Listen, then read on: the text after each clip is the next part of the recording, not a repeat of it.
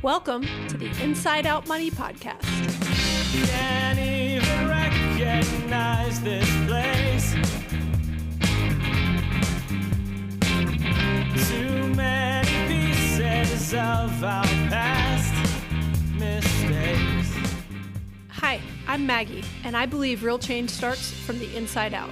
So let's work together to improve our money and our lives from the inside out. We will explore all things money and our relationship with it. Join me each week with a rotating set of co-hosts, friends, and interviews. Let's jump in. It's time, we going round and round and round. Hey, Andrew. Hey, Maggie. How are you? Good. I mean, like good, like the good life? Are you living the good life? I mean, I just got back from the bike shop where I was doing a couple hours of work and yeah. So I just got back from doing some work in my yard, which to me is something I enjoy doing. So, well, certain things at least. Okay, well, welcome to Inside Out Money. This is a personal finance podcast focused on redefining wealth from the inside out. Every week, I speak with a rotating set of co-hosts about a different financial topic to help you improve your financial mindset and tactics. Today, we've got Andrew, and we're going to talk all about the good life. We are all chasing happiness, some form of the good life, I think. But what does that actually mean? Is it private jets? Is it luxury watches? Or is it something much more profound or perhaps like a little more simple? So in this episode, we are going to explore different definitions of, quote, the good life, debunk some myths that we think are out there, discuss the true cost and how to fund the good life, and ultimately, I hope help you craft a life that is rich in more than just dollars. So that's our goal today. And then at the end, what are we going to do, Andrew? we're going to talk a little bit about home warranties as a follow-up from last week's episode. Yeah. I've got a few thoughts and experiences with them. Yeah, I'm excited to hear your story. He was about to tell me the story right before we were recording. And I was like, wait, this episode's going live right after the home warranty one. So let me have a live reaction to it. So we'll save that story for the end. And let's jump into the good life. Ultimately, I think the definition of a good life is deeply personal, but I love to start with like a good old dictionary search. Love the dictionary. First off, the fact that good life is even like in the Oxford Dictionary is interesting. I didn't really even think about that. But the fact that the two different definitions are one, a life of luxury, pleasure, and material comfort, and then two, a way of living that is moral, satisfying, and worthwhile. Those, many could say, are two very different definitions of the good life. Yeah. Right? And it'd be awesome if you can have both of those, but many people, I think, are often striving for number one. Yes. And missing number two. Absolutely. But your boy, Andrew, he's got some thoughts on this, right? Yeah. So Morgan Housel, everyone knows that Morgan Housel is probably like my favorite voice on personal finance, right? Yeah. And I say voice because he's an author, he's got a podcast, and just his intellect when it comes to the nuggets of wisdom that he throws out there really are brilliant. If you haven't read his stuff, I highly encourage it. Start with The Psychology of Money. It's a fantastic book. It's a great book. You know, he talks a lot about this concept of there's more to the numbers of money, right? And the nuts and bolts, which, you know, Maggie, you and I talk a lot about the nuts and bolts on here, right? The mechanics, right? The actual, you know, what am I going to do with my 401k? Am I going to roll it over? But actually in the broader sense of personal finance, it's the psychology, it's the habits, it's the actions that you're taking. Mentality and the mindset, right? Yeah. The mentality and the mindset. And so, you know, that's what I personally try and focus on a lot. You know, I think that it's almost like the mechanics are table stakes, although a lot of people need help with the mechanics. And, you know, that's where, you know, financial coaches or people can help you with the mechanics. But to really change the mindset, your approach, the way you think about money, I think that's very introspective and it's got to come from within a little bit. I mean, I think you can read things and people can guide you. But at the end of the day, you've got to change your mindset to how you approach money. Yeah. And Andrew, I think that's one thing that you in particular are good at. Because you know the technical stuff, but you also have I say the right mindset, right? That implies there's a wrong mindset, but it is very personal. But you have a very, I think, grounded mindset that Well, it's It- hard to like put into words, but we're going to talk about it in this whole episode. So Yeah. I don't have to put Yeah. it into a few words. And I'd say my mindset is always evolving. I'd say like even Yeah. like where I am now is even different from where I was a few years ago and where I was 10 years ago, and certainly where I was 20 years ago and 25 years ago when I feel like when I started my career.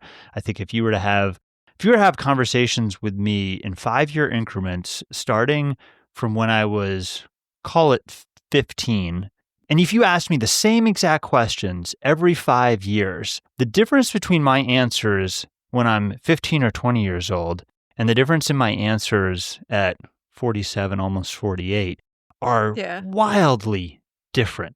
And then I find that somewhat fascinating.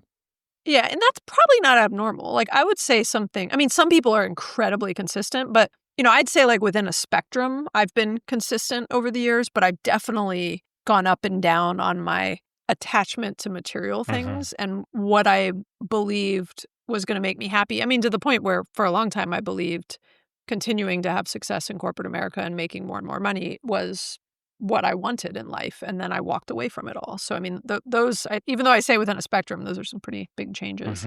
But like, so Morgan Housel's, one of his big principles of many really is that the value of money, the intrinsic value of money is really just to give you control over your time. Right. It's a simple concept of that. Like, you don't want more money so that you can buy more stuff. You want more money and to grow wealth so that you can have a better life, which involves having more control over your time and more flexibility in many things we'll get into. Right. The most valuable commodity in the world is your time. The most effective, in my view, the most effective use of spending money is to be able to, quote, buy back your time and use it as a tool. Also, a shout out about Morgan Housel. He's got a new book coming out. It's called The Art of Spending Money. Yeah, it's a great title. Really good title. Yeah. That was the title of one of his like first podcasts too. The Art of Spending Money. Yeah, one of his first podcast one of the episodes called that. And then he started teasing it on his episode this week, started teasing some of the concepts in it, and I'm already really excited about it.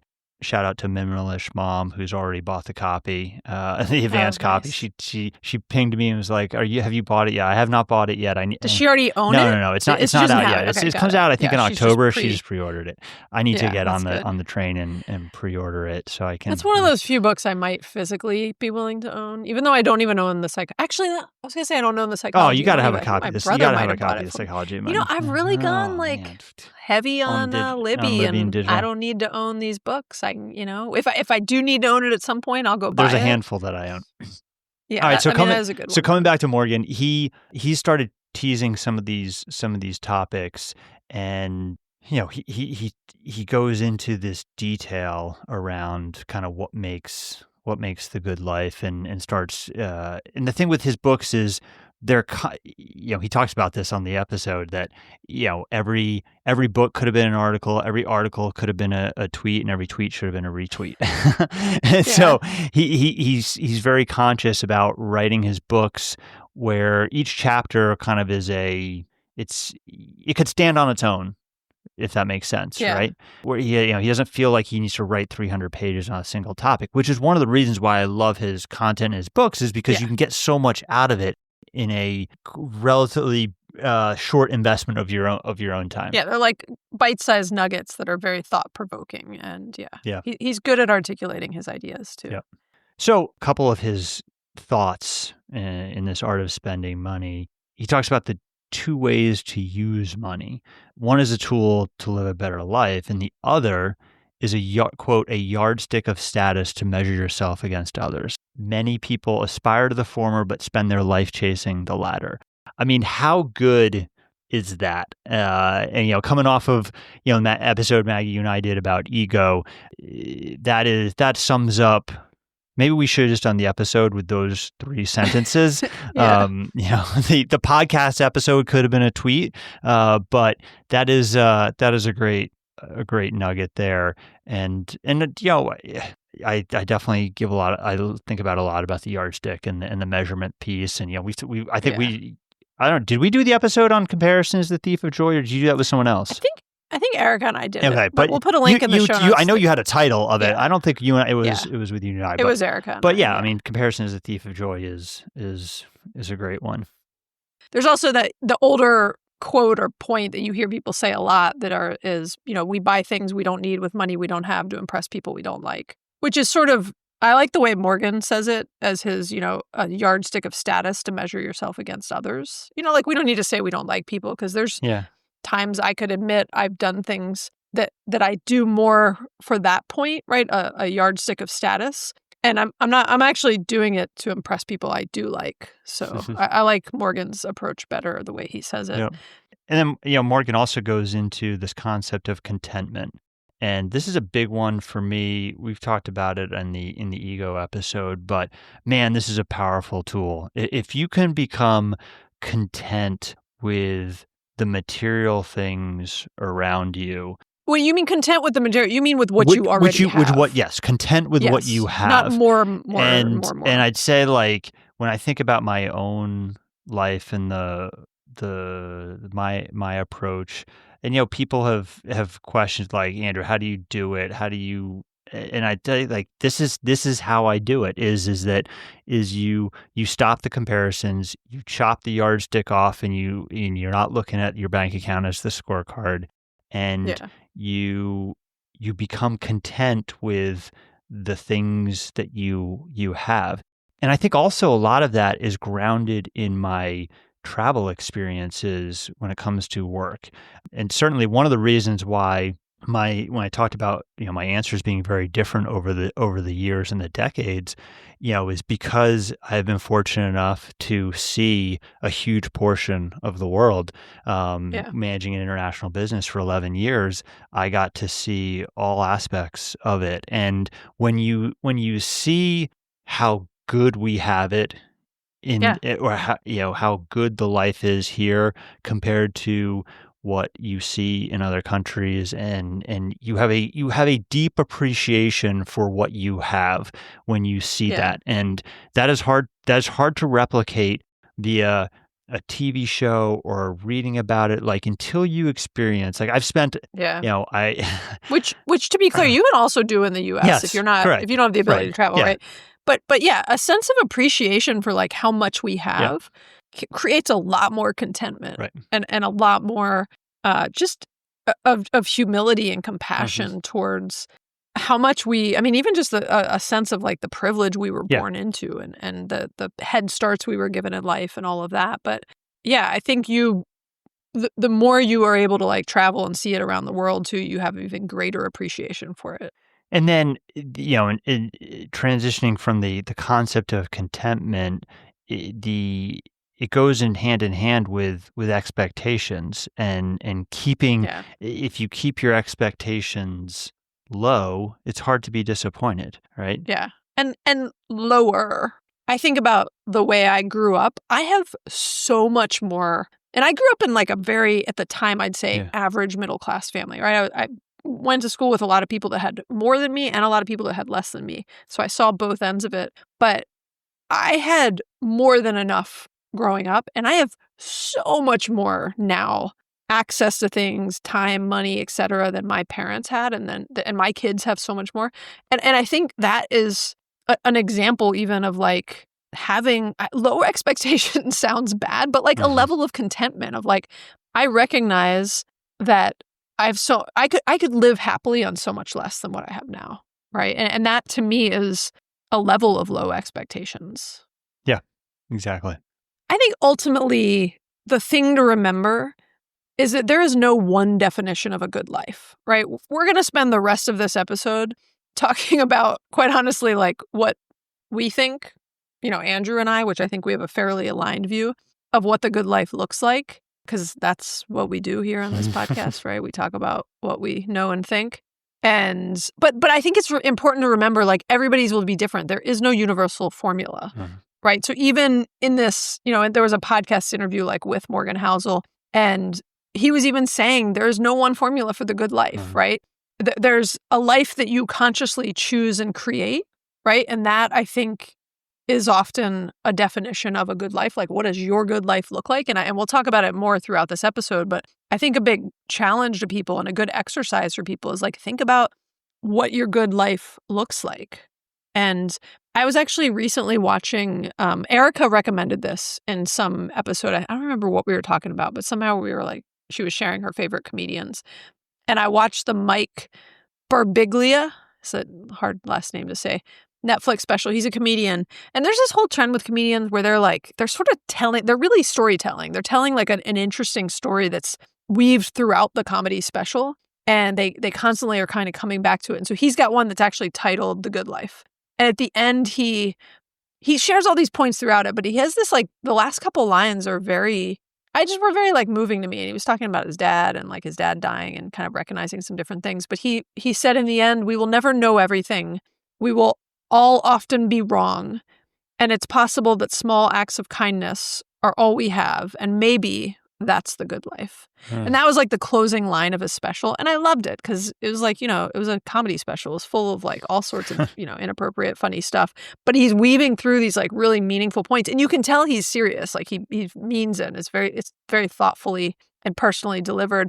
And I just think the idea of, the good life being personal and that what is right for one person could be totally not right for someone else. And I think, how you define the good life for you personally is tied to like your own personality, your own goals, your own values. And even though I say, Andrew, you and I have like similar definitions, we also have different ones, right? We have things that are very unique to, my good life is not to spend, 40 hours a week cycling, but yours is.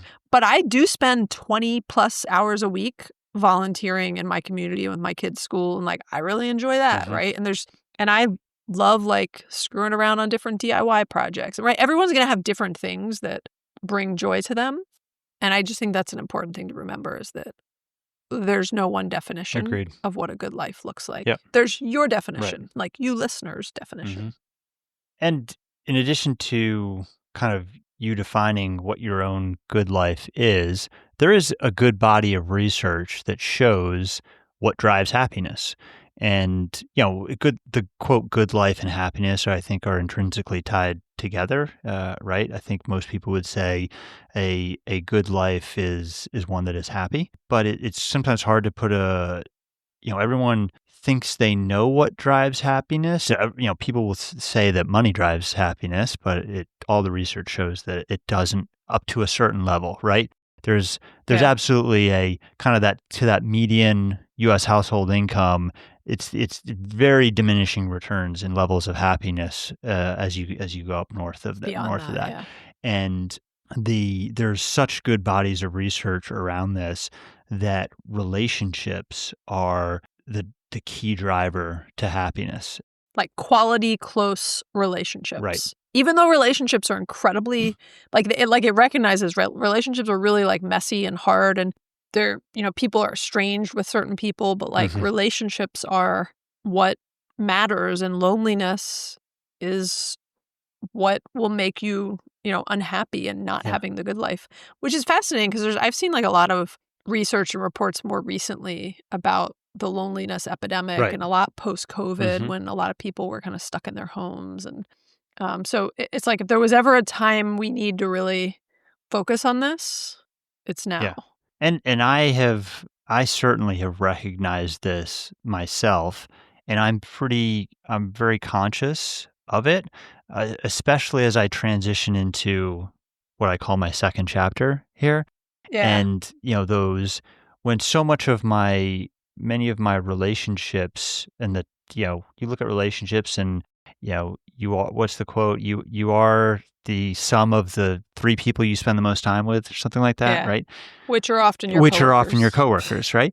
And so as I've transitioned away from that environment, I've had to focus on some other relationships. Certainly the relationships I have with people at the bike shop now is, that's become my work environment. But also for me, I spend so much time on the bike that my biking network and the biking is as much a social thing for me now as it is Well, it's a big community. It's a huge to you. community, and Yeah. it's a lot of I do a good amount of solo riding. I joke that most of my real work on the bike happens by myself when I'm really Yeah. focused on key workouts. But a big majority of my time is doing rides with groups of people, and Yeah. so that has been key for me, and I definitely believe that in my own experience, I've seen that relationships are a significant driver to my overall happiness.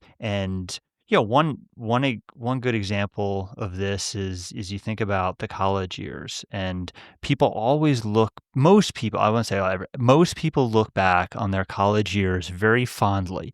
And one of the key reasons why that is because those relationships you had in college were so strong.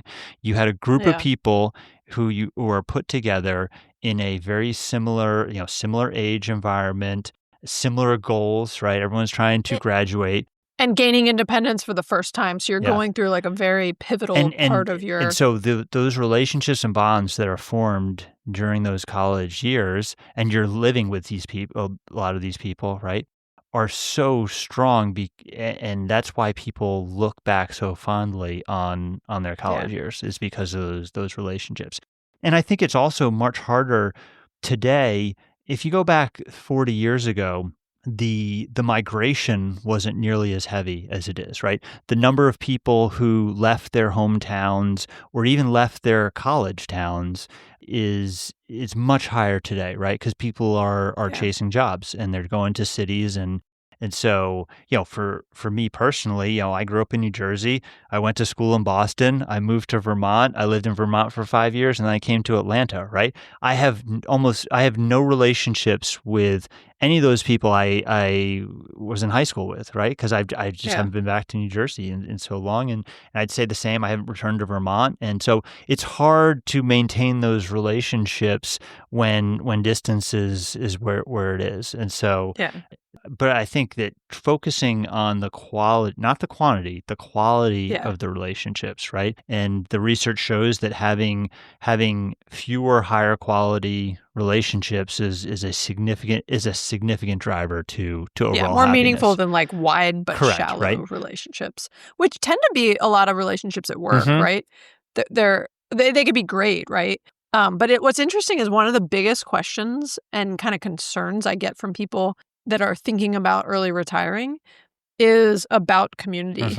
It is about who they will hang out with and what they will do. And what I have seen is, and research supports this too, right? The people who, not just in early retirement, but in typical, traditional retirement age too, the people who have a good community and have a good, kind of network in place and activities and people they're around are so much happier than the people who leave work, which is a huge community, and you're around more people than you want to be around. Like, I know when I was in corporate America, it was like more relationships than I could even really maintain well. And to then go from that to like potentially being like at your home all day and not out and about and, seeing people. I've not personally had that problem because like I grew up in Atlanta. I have a lot of friends in Atlanta. I have a lot of friends that are available during the day. I do a lot with my kids in school and so I'm very busy, and I think I have a very broad community, but a lot of my volunteer roles are in my community, and they further enhance my community relationships, which I think has added to my happiness and my kind of definition of the good life post-retirement. And I just on the topic of that early retirement piece, I think thinking about this before you retire is key, right? Trying to put community and in place a year plus before pulling the trigger, I think is really important. So you're not trying to just figure it out once you've left work and saying, okay, now how am I going to build my community around me? How am I going to build those relationships in a retirement state? Yeah, very true.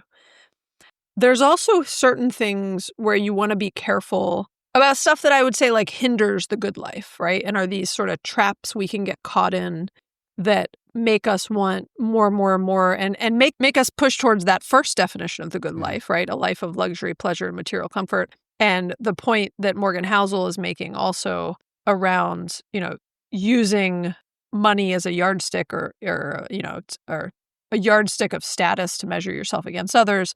There are things that push us more in that direction that I think we want to be careful about. And just, again, it's your mindset, right? And just if the more you're aware of those things, the more you can consciously recognize them as they appear in your life and catch yourself and correct yourself. And I think, a big one, and you mentioned it earlier, Andrew, but is comparison, right? So there's comparing yourself to others. There's kind of the hedonic treadmill of like, it's never enough. And once you get a little bit more, you're like, you've kind of created the new level of happiness, and then you're constantly wanting more. But Erica and I did an episode, number 57. We'll put a link in the show notes to Comparison is the Thief of Joy. Stop comparing yourself to others. Like, this is one of those things where you just want to be very mindful of it because it's a trap, right? If you get caught up in constantly comparing yourself to others, I used to deal with this at work all the time, right? You even think about like from a career standpoint, if you are constantly comparing yourself to what is happening to other people around you when you don't even know the full picture, right? You don't know why someone's getting promoted. You don't know how much money well, sometimes you do, but there's no value in constantly comparing yourself to others, whether in your kind of day-to-day personal life or at work. There's just way more harm than good.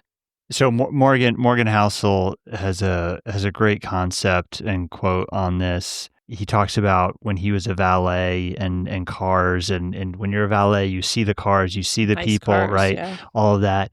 And he talks about how people are admiring the car, not necessarily the man or the person driving the car. Yeah. And that's that kind of gets back to the point that he makes that no one really cares. No one actually cares about who you are, right? They're admiring the luxury that you are displaying, not actually, well, hey, they're admiring this person, right?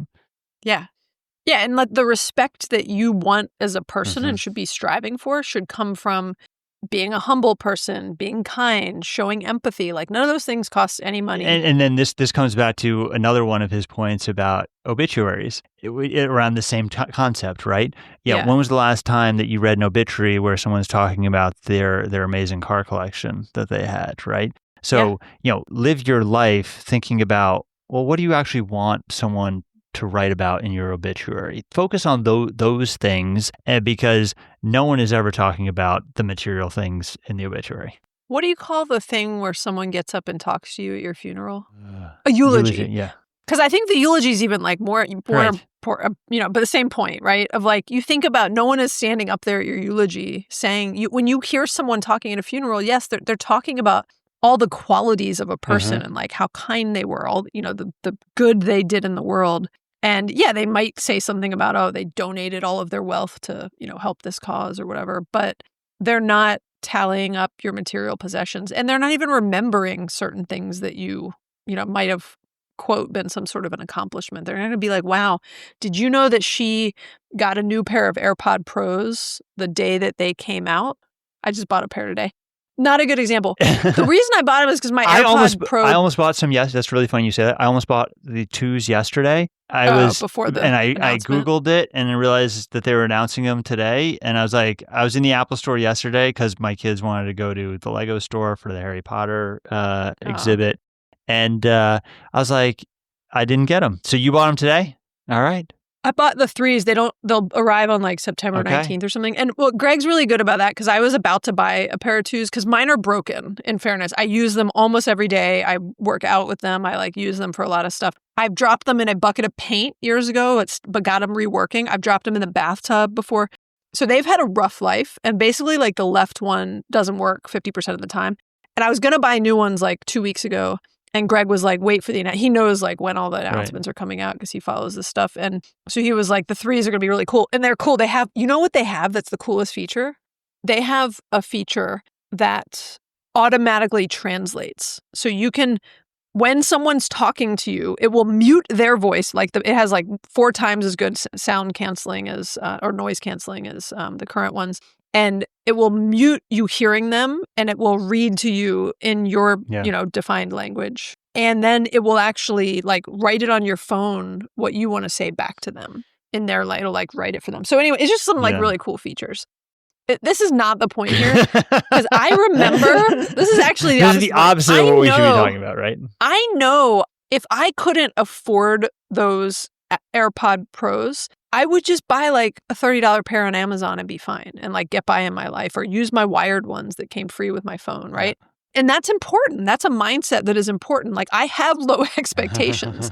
I like certain things, and there's certain things that add value to my life. But no one at my eulogy is going to be like, oh man, remember that year Maggie bought the new, I've never bought something like before it comes out from Apple. It's kind of interesting. Yeah. That's never going to come up, and who cares, right? And I'm not going to, other than making the point of how this doesn't matter on this podcast, like I'm not going to like talk to people, or I might get excited because I get excited about certain technology things. But anyways, you guys get the point. Don't do as we do as we say. And I mean, this is important though, to like bring this back to what we were talking about, like real wealth and like being, a good person is not seen, right? Yeah. It's not something you can like physically see on their person, right? True wealth, I think, is like what you don't see about someone, right? The money not spent.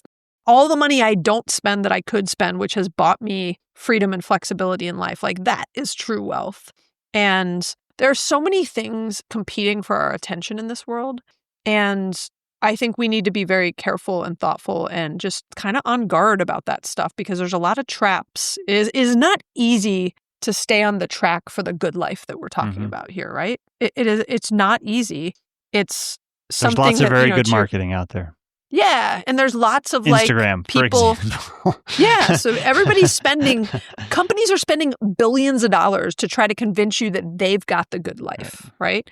Erica and I have done some episodes where we actually talk about it. We'll put a link in the show notes. I'll do a little playlist in the show notes of some episodes to like keep you motivated about the good life, right? And like, some of the ones about marketing and all the crap they're trying to convince us will make us happy. And they're doing it because they profit off of it. So anyways, I think one of the things that we talked about early on with this, Andrew, was just the idea, and Morgan Housel says this really well, so I'll quote him on it, but that money's greatest intrinsic value is the ability to give you control over your time, right? And so I think one thing that's important for people to remember is the concept of financial independence is not binary, right? It's a spectrum. So every extra dollar you save is an extra piece of that future time that you want to buy back, and it buys you back a marginal amount of independence, right? So really focusing on your savings rate is very critical, and then how you're investing that too. And you obviously want the power of compound interest, and that's so important, and you want to avoid debt. You want to embrace uncertainty and just recognize that things will come up and you should be prepared for them. I think the idea of just thinking about money and savings, and even Morgan Housel talks about your savings as like the difference between your ego and your income, which I love. I love that I love that concept. That's a great, right? And I think you were saying we did like a whole episode talking about ego, and somehow didn't even mention Morgan Housel. Well, I think we mentioned, but I had completely forgot to include what I think is his best quote on it, which is what you just said. Your savings is the difference between your ego and your income. Exactly. And you want to save more, right? And again, I think I like the point too. I think it's important to just say it again, right? The idea of financial independence isn't like some point you get to. Like certainly there's people who want to FIRE and early retirement and all that. They've got some number in their mind often. And so there might be some goal they're working towards. But I just want people to remember, like, your savings rate is what you really want to focus on. And we actually have a whole episode where we talk about savings rate and how important it is, right? And it's not about what you make. It's about the difference between, what you spend and what you make, which is your savings rate. And which is Morgan Housel's point about the difference between your ego and your income. That's the stuff that will buy you more and more independence over time. Yep. Okay. So I think what is always helpful with these episodes, Andrew, is how we make this actionable for people. So if you're listening, if you're listening, you're here, so I don't need to say that, but you get the idea. Some ideas for some like homework and some actionable takeaways for you. I think one is really spending some time defining what your good life looks like. right? So you can try the like reverse obituary exercise or the reverse eulogy exercise and think about, what do you want someone to say about you? What do you want your impact to have been? Yeah. Your legacy, right? What do you want your kids to remember about you? It's probably not the car you drive, or it might be some qualities about how you were with money because that provided a lifestyle or something, but it's probably a lot of other things about how you make them feel. What's that quote about people will always remember? People will remember not what you said, but how you made them feel. Yeah. That's a Maya Angelou quote.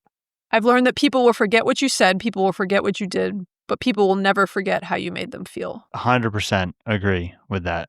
That's the good life, right?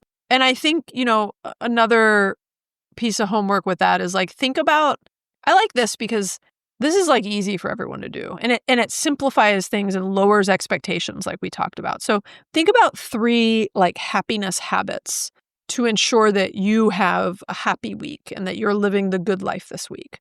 And so I even was like thinking about mine, and I'd be curious to hear what yours are, Andrew, but like mine were, some time outside and in nature. I've already gotten a lot of that this week. I love time. Like I spent like an hour at Ace Hardware, just like looking for these, like, I was trying to like kind of put this thing together, and like, it's a longer story, but, and I was just like, I was like, you know what? I'm like really enjoying this. I'm just tinkering. It's the middle of the day. There's nobody there. I'm just like, I was just wandering the aisles looking for something that would work for this particular thing. So like time fixing things, making things, building things, like I really enjoy. And then also some like really good present quality time with each of my kids and Greg. Like those are little, I say little, but like those most of those things don't cost anything other than my time, which I've put a lot of energy into being able to afford that time. And those things make me really happy. And there's no material aspects to those.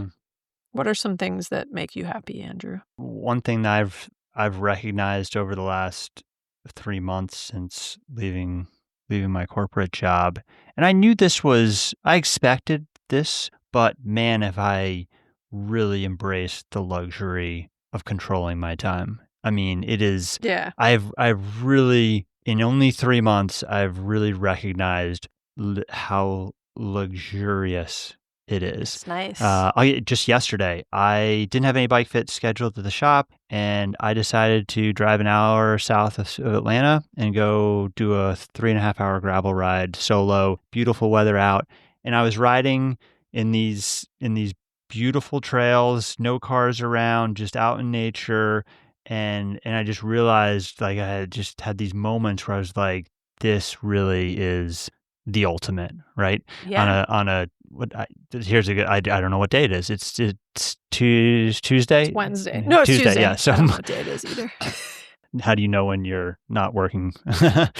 So I just, on a Monday, right, instead of working on those TPS reports on a Monday and thinking about, cringing about some business review we were going to be doing, I was out riding my gravel bike for 3.5 hours. Yeah. And man, that felt like one of the most luxurious things in the world to me.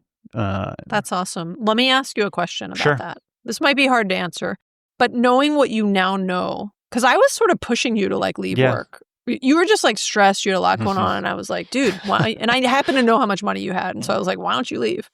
Knowing what you now know, would you have like left a year earlier? It's always a hard question. Yeah, I still don't have any regrets yet about the timing of me leaving. The additional couple years I worked gave me the what's the right word here? They padded It's the a nice numbers. cushion. They added, Yeah. it's like I put the pillow top mattress on, right? Yeah. You know what's funny? I kind of hate that question. So I'm sorry I even asked It's okay. Because people ask me that all the time, and like, there's one more year syndrome. They're like, oh, do you wish you left earlier? But like the point is, you're enjoying it now. There's no we don't need to like look back upon. Well, like I think they want to know for their own sake, but. Yeah. It's like back to the good life, the definition is and I what's think right if, for if you. you ask me that in 10, 15, 20 years from now, maybe my answer will be different. And I'd say, heck, I should have pulled the plug at COVID. And as soon as we started going back into the office, I should have been peace out and no thanks. Yeah. But we're here now. We're here now. Yeah. living the good life. So that certainly is the ultimate luxury. yeah. Those are just some things that I think are some recommended actionable steps for people is try to define your good life. Think about what it looks like to you, whether going through a reverse obituary or reverse eulogy exercise or writing down some happiness habits and like what makes you happy.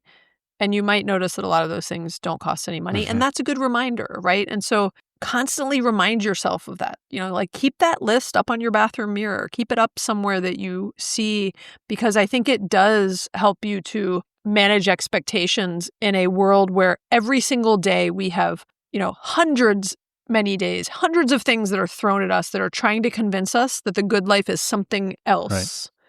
Other than those things on our list. And I'll give a shout out to another good, strong voice on this is Ramit Sethi, right? And he talks about, how to build your rich life. And that's, I don't agree with everything that he says, but certainly some of the concepts he's got in there do resonate with me and thinking about, what does that rich life mean to you? What does it entail? And for some people, I was having a conversation today with somebody who said, I absolutely enjoy the work I do. And you're right. And if you were at that point, that's how you feel. Yeah. It's amazing that you're there. I think that if you love what you're doing and you want to continue to work, have at it. That's part of your that's why it's your own definition, right? Yeah. And if that's working for you, like I enjoyed the work I was doing too. And I enjoyed the people I was working with. I really appreciated my boss. I really appreciated like my team and everybody I worked with. But I did not appreciate the volume and my own like relationship with work, which is like I have trouble setting boundaries and kind of separating work and life. But I wasn't able to find that balance, right? And so for me, it wasn't just about enjoying the work. It was like, did it fit into my life? And I was like, it wasn't fitting into my life anymore. And I couldn't do it and do the other things I wanted to do and like be happy and get enough sleep and be healthy and all of that. And so, again, like the good life for me right now is control over my time, a lot of like, meaningful relationships, focusing on my health. But that is mine, right? It may not be what someone else's looks like, right? And so I think you just want to think about what yours looks like. And I think prioritizing the relationship piece, right? Like all the research, all the studies, everything shows that is such a key driver and making sure that whatever your plan, like not everyone, I would say everyone's plan is going to be different. Everyone's definition is going to be a little bit different, but I would argue that everybody's definition should have a relationship component because it is so essential to the human experience, right? There's a reason why solitary confinement is reviewed is a punishment. is the number one the ultimate number one punishment in the world is solitary confinement, and so the opposite of that is have an abundance of strong, healthy relationships, right? Yeah, and that's one of the big reasons why I love doing this podcast. It gives me an opportunity to stay connected with you, Liz, Erica, people I enjoy talking about, like on a topic I enjoy talking about, and the listeners. Like when I get feedback from listeners, when I get engagement from listeners, and I have like a nice, text exchange or Instagram exchange or an email or something, like I enjoy that, and it has brought me a level of community that I could have maybe found in the personal finance space, but would have been a lot harder to find. And I've sort of created it, and it's why we don't have ads in this. It's why we do it for free. It's why we, put our time and energy into this. Yeah, I 100% agree with that. I think that certainly my relationship with you and with the other co-hosts, even though Maggie, you and I have known each other for 20 years now, 2005 was when I came to Atlanta. So 20, almost the 20-year anniversary of October of 2005. We should try to find the exact day. When I can pull up we'll go to I can pull up the interview schedule from Greg and figure out exactly what day you and I met on when you interviewed me at Home Depot. We could just call it October. Sure. But our relationship has been much stronger since we started doing the podcast, and yeah, we've like reconnected and stayed in like consistent touch, not like Yeah, Maggie's texting me, "Hey Andrew, when can you record?" And we've got a good text thread with all the co-hosts that I enjoy. Yeah, you built relationships with the other co-hosts yes. and like get value from that. And then also, I hadn't really even thought about this from a relationship perspective, but my coaching is a significant form of relationships that I have. This is one aspect of why I think I like it so much, is that I've developed these awesome relationships with all these athletes that I coach. I'm like fully bought into how they're doing. I have almost daily communication with a lot of these people. And so they have been an important part of my social network. And, I think about like, well, how do I, think about giving back, and, what's that legacy that I want to leave? Some of these junior athletes that I'm coaching, I've got one athlete who I think who won a national championship this year, and he's on his way to the world tour, to the highest levels of the sport. Like, that gives me incredible satisfaction. And like the fact that I'm doing this and I'm getting paid to do it is like the ultimate, right? Yeah. And that's what someone would say in your eulogy, is like, Andrew was like such a good cycling coach. He had such a big impact on my career, and he was like such a good friend to me, all these things. And also, you're kind of a big deal in the cycling community, so. Keep my ego in check, Maggie. Come on. Less ego.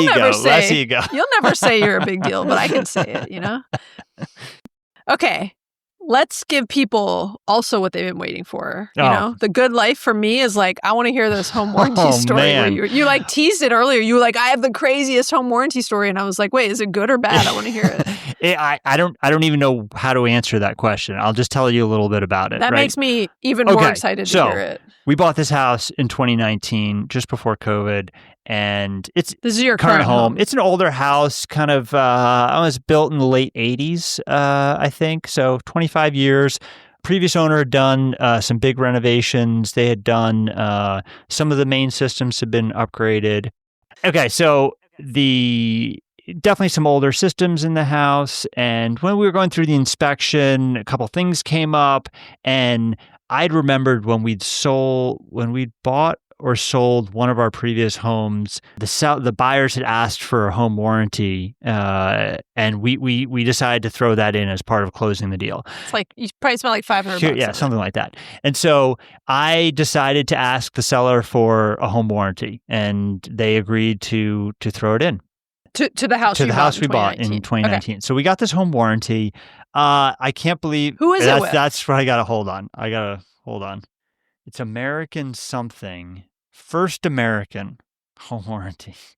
Okay, so we got this policy from First American Home Warranty. We had a lot of issues. And so in the first year. In the first year. Okay. Like the ones that come to mind are, the first was the refrigerator. The refrigerator went out. And remember in the episode last week, you were talking about how they will try and fix it before they will actually replace it, right? Refrigerator you gotta, in a house when you've got a 6-year-old and a 2-year-old, very essential, right? And so this refrigerator went out, I want to say in end of June, probably, right? Like, it was very soon after we bought the house, like end of June. And we had a small little mini fridge in the basement. And so the fridge goes out, we got to take everything out, and we start living out of this mini fridge. We call the home warranty. They come out and they tried to fix it. They got it working again. It then broke again 2 or 3 weeks later. We had to ruined a whole bunch more food. And then they tried fixing it again. Long story short, we didn't have a refrigerator for 2 months. And it took them 4 service visits before they finally decided that it was done. They needed to buy us a new fridge. Yeah. And so they offered to buy us, it was a nice fridge. It was a nice Bosch fridge. They offered we could get a replacement fridge for $1,800, or they would give us a check for $1,800. I took the check, bought a nice GE profile fridge from Costco for 20 For like half the for price. 20 no more. more. We actually Okay. upgraded. We decided to take the money and get a nice fridge. Yeah. After not having a fridge for months, you were probably we were like, like, we need a nice fridge. So in that sense, I would say really painful process. 2 months without the fridge, and so not great. Then the next one was we have 2 ovens. One oven. That's fancy. 2 ovens. Yeah. I'm just kidding. I know they're 2 ovens. on top of each other. One is a pretty standard 24-inch oven in cabinet oven. And the other one is a very non-standard oven. It's a 36-inch oven that's below a cooktop. It's virtually impossible to find a 36-inch oven size. I don't know why they made this size, but nobody makes a 36-inch oven that's designed to go below a cooktop. And so we actually had both of these ovens go out on us. And it took us... that house was like kind of cursed based on other issues you've had at that house. Like, but like within the space of like, I don't know, probably a month or two, both of the ovens ended up going out. And it was a similar situation where it took them multiple visits to try and get it fixed. And it got to a point with the ovens that they were dragging their feet. I actually had to get the Better Business Bureau involved. Ooh. Yep. And I actually wrote the letter to the Better Business Bureau, and Maggie, you've talked about this before. It definitely works. Definitely it just takes some time though. We were without oven. We were literally without the ovens for a long time. At least an oven you can go finally, a little longer with. Finally, we got them to agree to replace the ovens, and they wrote us checks for the ovens. Now, what's interesting about it is that we really, how you said in the last episode that you really liked some of the people that came to do the repairs and you started using them in the future. The guy who came out for our fridge, Dion, we were on a first name basis with Dion. I still know Dion's name because it was so traumatizing. Like Crystal had his number in the phone and she would be calling him all the time. We decided to call Dion, who fixed the fridge, who was actually really good, but was being kind of tied by some of the policies of the home warranty company. He comes out and he's able to fix the 2 ovens. And so but you got the money we from got them. we got the checks from them. I see now why you said this was like good and bad. To replace the ovens. I think I got $2,000 on replacing the ovens, and Dion was able to fix them for like $250. That's great. But yeah, so and part of the reason why we had to fix them was because the home warranty company said they couldn't find a 36-inch oven to replace. So they were like, there's no oven to replace. So we're just going to give you some money for an oven. And then you guys may have to like cut a hole in your countertop or something, or like it was going to be really bad. And so we got checks. And then when our hot water heater broke and flooded our basement, which was a disaster. This also happened in the first year. This was like in month 7 or 8, right? And so we get the hot water heater. The insurance company covered like $12,000 worth of damage, but the home warranty company covered a new hot water heater of like $800. They gave us a check. I didn't want to take the regular hot water heater. I got the tankless system installed, but they wrote us a check for like $800. So in the grand scheme of things, they paid out way more than what we actually didn't even pay the premiums, and we got way more in value, but holy cow, was it a traumatizing experience. So, it was the number of service visits we had between all of these issues, the number of emails, the number of calls I had to make, the letters to the Better Business Bureau, the documentation I had to provide, when you're talking about return on investment, if you throw time into the return on investment, that is where we address this in that episode, luckily, but not with as good of stories as this. Yeah. So it was, you gotta, I think I was saying, if I was still working and making tons of money, I probably wouldn't do it actually. Cause it does, I don't know, but yeah, But it's kind of like if you're doing it more strategically and thoughtfully, and you have the energy to deal with like what you just did, which you guys probably didn't have at the time. But you're so right that they are an insurance company. They're trying to deny claims, right? They're trying. It's part of their profit margin, profitable right? business. And so their goal they'll is hope that people will give up. But certainly the Better Business Bureau definitely came through and did a nice job. And once I'd submitted all of the claims, and there were websites really good. You kind of submit all your documentation. But I like wrote a whole novel of like every single service visit, date, time, like everything. Like it went on for weeks and weeks and weeks. And remember, Crystal is a baker, right? Like ovens are her life. I take it back. I was like, I could go without an oven for a while, but Crystal's good life involves an oven. Correct. And so I was getting all kinds of grief I'm the house manager, right? So like this is the stuff I manage, right? It's your fault. This is my job, right? So what's interesting is you said like they're hoping you'll give up. Mm-hmm. That is actually a really good point about home warranties. If you are the type of person that will give up, and that does not find it somewhat like fun is the wrong word, but because it's not like, I don't think you found that experience fun, Andrew, but also you're built for it. Like you're like, and I'm built for it. Like I actually want to do an episode on like fighting for your consumer rights. You gotta have tough skin. You gotta have some tough skin here. Right? And if you're like, oh wait, I'm gonna like file a BBB claim, and like you're built to like argue with them and like fight this, then a home warranty might be a fun experiment for you. If you're not. Right? Like I had a friend telling me a story about how she got like some roofing repair done, not through a home warranty, and they quoted like $1,000, and then they came to do the work. Mm-hmm. In the moment after they already did it, we're like, oh, we also had to do this, and charged like another $5,000, some ridiculous amount of money, like more than the original cost, more than twice the original cost. And they just paid it. And I was like, dude, next time you call me, I will come over. It was a good friend of mine. And I was like, I will come over. I will deal with them. You tell them I'm your house manager. I would never, I go, you just paid that? Like that is almost like fraud on their part, right? Like that is super scammy. Like you cannot tell me something's going to cost $1,000 and then without my permission, do additional work that costs, 4 times that and expect me to pay the bill. Like not happening on my watch. Yep. And I'm not trying to screw a company over, but that is like very sketchy business practices. And like, I would not pay for that. Yeah. So anyways, I'm getting fired up now. Yeah. We're going to do an episode about fighting for your consumer rights because I've got a lot. Aside from like Better Business Bureau claims, there's so many things you can do that from like buying, the right brands. I'm not even going to tease that. It's going to be a good episode.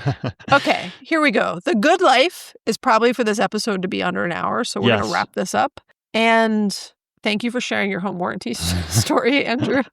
I may forward you the email thread on it, just so you can see how crazy it is. I don't really want to see it, I believe you. That sounds stressful. And I can totally envision it, right? Like I've maybe not had quite that many stories, but I've definitely had a lot of back and forth with companies over things. Okay. Well, I hope you guys enjoyed this episode. I hope you are living the good life, hearing Andrew and I talk about all sorts of fun home and financial stuff, and just talk about, our view of the good life for what it's worth, to give you some examples so you can think about what your good life looks like and how it's probably not as expensive as you might think it is. And we know your good life includes you having time to do other things. So let's wrap this up. If you've enjoyed this episode, our good life involves you leaving a review on Apple Podcasts, a written review. We really like those, or you can leave us a rating on Spotify. We truly appreciate it. And I'm not just saying it to tie it into today's theme. Like it is part of my good life. And back to the relationships piece also, right? Relationships are important. Yep. So you should share this episode with somebody you care about. And actually, this is a good one to share with like really close friends and family members, because then you can say like, hey, let's talk about our good life next time we do a family dinner, or like next time we go out for a girls' dinner or something, And we love hearing from you. If you have thoughts or questions, you can leave a voicemail or text us at 404-981-3370 or hit us up on Instagram. Awesome. Thanks, Andrew. Thanks, Maggie. To the good life. To the good life. Okay, bye. Bye.